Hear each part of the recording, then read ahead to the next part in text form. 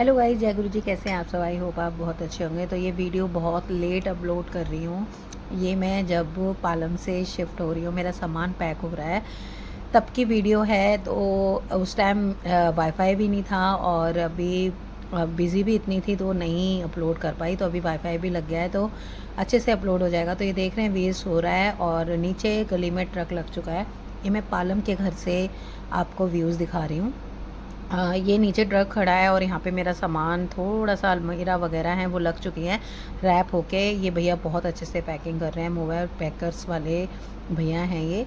और इनको हमने बुला लिया था क्योंकि सामान ना इसमें अच्छे से शिफ्ट हो जाता है, वरना ऐसे ही भरना। मेरा जब मैं आई थी ना उत्तम नगर से पालम, तो बहुत सामान का नुकसान हुआ था, इसलिए अब की बार मैंने यही बुलाए हैं जिससे सामान हमारा अच्छे चला जाए, क्योंकि हमारी बहुत सी चीज़ें नई हैं यहाँ पर। तो हमें कुछ करना नहीं पड़ रहा है गाइस। तो मैंने सोचा कि यहाँ की वीडियो थोड़ी सी बना लेती हूँ। ये सारा इलेक्ट्रॉनिक सामान जितना भी था सब इन्होंने निकाला है और ये खुद से ही पैकिंग कर रहे हैं। खुद से हमें कोई इलेक्ट्रॉनिक चीज़ों के लिए इलेक्ट्रिशियन नहीं बुलाना पड़ा। और मेरी क्रॉकरीज पैक हो रही हैं, ये देखिए कितने अच्छे से बबल पैक कर रहे हैं भैया, बहुत अच्छे से। तो इस बात की मुझे बहुत खुशी हुई। मैंने यही कहा था दिनों, मेरी क्रॉकरीज कैसे जाएंगी यार, मुझे कार्टन ला दो ये वो। आजकल तो कोई कार्टन भी नहीं देता है, दुकान पे जाओ ना तो कोई कार्टन्स भी नहीं देता। और हमारी जब दुकान थी तो हमने इतने कार्टन्स दिए हैं ना, कोई भी कार्टन मांग कर ले जाता था। लेकिन अभी सबको ना ये चाहिए होता है कि 10 रुपये मिल जाएंगे कि 5 रुपये मिल जाएंगे, तो क्यों ही देना है। तो मुझे था कि मैं अपने खुद से पैकिंग कर लूँ, लेकिन मैं जैसे करती इससे भी अच्छी इन भैया ने पैकिंग करी है। बबल्स पैक कर रहे हैं, एक एक पीस को, क्रॉकरी को बबल पैक करके और अच्छे से ले जा रहे हैं। तो मेरा तो दिल ही खुश हो गया है कि मेरी क्रॉकरी अच्छे से जा रही है। और जितनी भी बड़ी चीज़ें हैं उनको, ये जो मैट बिछी हुई है ना जिस पर ये बैठे हैं, इस टाइप की मैट है ब्लू कलर की, उस पर रैप करके ले जा रहे हैं। सबसे ज़्यादा जो मेरे को हो रहा है कि मेरी क्रॉकरीज अच्छे से जा रही है। मैंने भैया को बोला, भैया आप क्रॉकरी बहुत अच्छे से पैक कर रहे हो, थैंक यू। तो पता ही है कि मैंने कई बार बताया वीडियो में कि मुझे क्रॉकरी, मेरे तो जान बसी हुई है क्रॉकरीज में।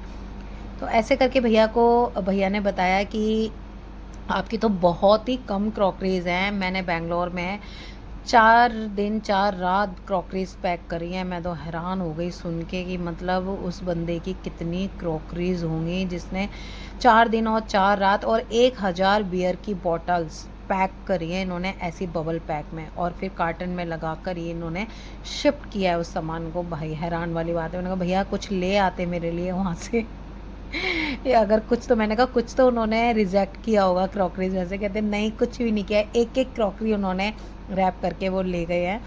मैंने कहा भाई फिर तो कुछ भी नहीं है मेरे पास जो 4 दिन 4 रात लग सकती हैं जिनकी क्रॉकरी के लिए।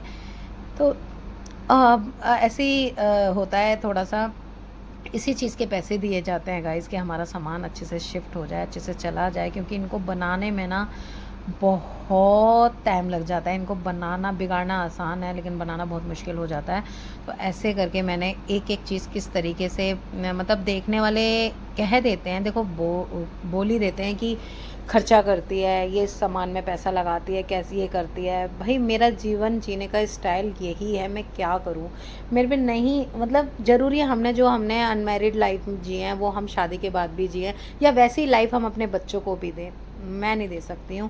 हाँ ये अलग बात है, जो स्ट्रगल लाइफ में लिखा है वो तो करना ही करना है, वो स्ट्रगल तो हमें करना ही पड़ेगा। जैसे कि यही हमारे लिए सबसे बड़ा स्ट्रगल है कि हम लॉकडाउन में अपना घर उत्तम नगर का छोड़ के हम पालम में आए हैं, और पालम से अब हम दोबारा उत्तम नगर जा रहे हैं। तो यही स्ट्रगल है लाइफ का, यही सबसे बड़ा स्ट्रगल है। लेकिन ठीक है, मेरे बच्चे अब बड़े हो रहे हैं तो मुझे अपने घर में शिफ्ट होना ज़्यादा अच्छा लगा कि अपने घर चलते हैं जिसमें अपना सुकून होगा और अपनी तरीके से हम अपनी चीज़ों को अरेंज कर सकते हैं। सारी चीज़ें हम अपनी मर्ज़ी से अरेंज कर सकते हैं अपने घर में।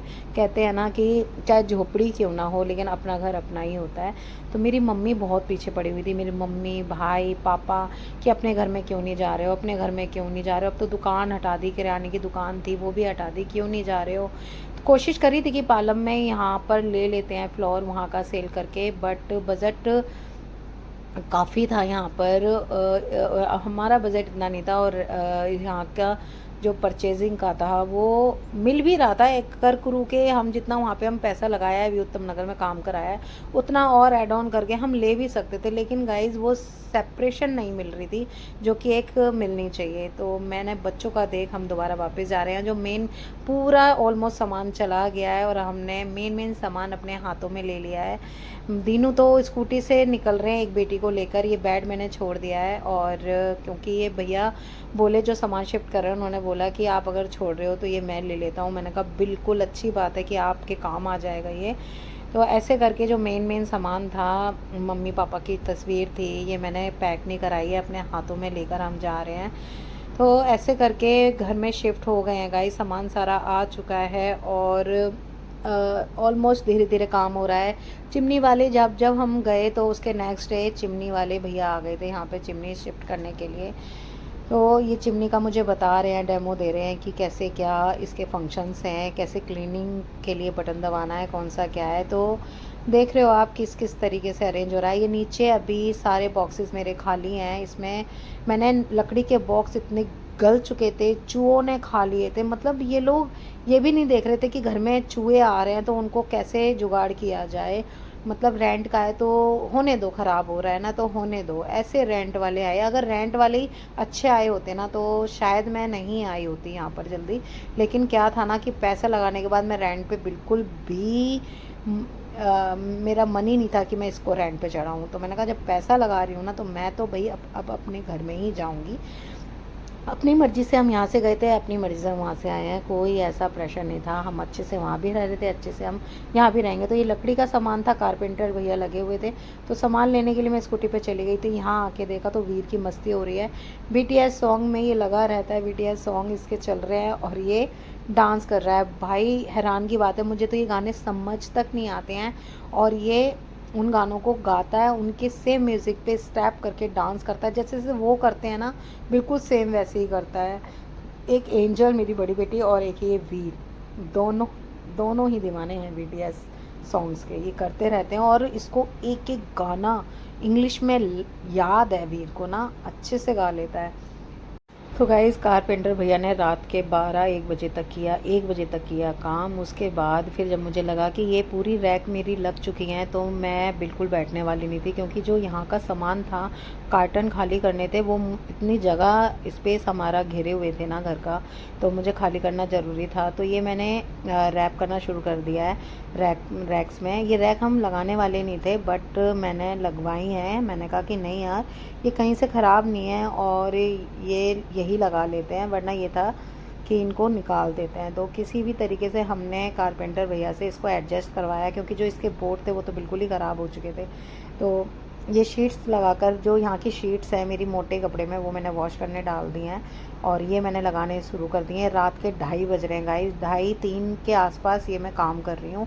दिनों भी लगे पड़े हैं कहीं ना कहीं सफाई सफाई में। मैंने किचन पकड़ लिया है, क्योंकि मैं अपने तरीके से लगा देती हूँ। ये सारी रैक्स बिल्कुल ठीक हो गई हैं। चैनल भी मैंने अपने परचेज़ करके नए लगवाए हैं और इस तरीके से मैंने कॉर्नर पे भी बड़ा सामान भर दिया है, उसको मैं भी सफाई करके अच्छे से सेट करूँगी। तो ये मैंने लगा दिए हैं मैट बिछाकर, ये आप देख रहे हो, क्योंकि ये सामान ना ज़रूरी भी था। अब खाना बनेगा तो इन चीज़ों की ज़रूरत भी है, कहाँ मैं कार्टन खोल के ढूंढूंगी। तो मैंने कहा कोई बात नहीं, रात ही ख़राब हो रही है ना, चैन से बाद में सो लेंगे। अभी मेरे को ये किचन का सामान सेट कर लेती हूँ। तो 3-4 बजे तो दिनों और मैंने इस रात चाय पी है। हमने 4 बजे सुबह के टाइम हमने चाय पी है। हम बिल्कुल भी नहीं सोए थे, 4 बजे के बाद सोए हैं और 6-6:30 बजे हम उठ भी गए हैं। तो ये मैंने ऐसे करके सामान सेट कर दिया है ऑलमोस्ट।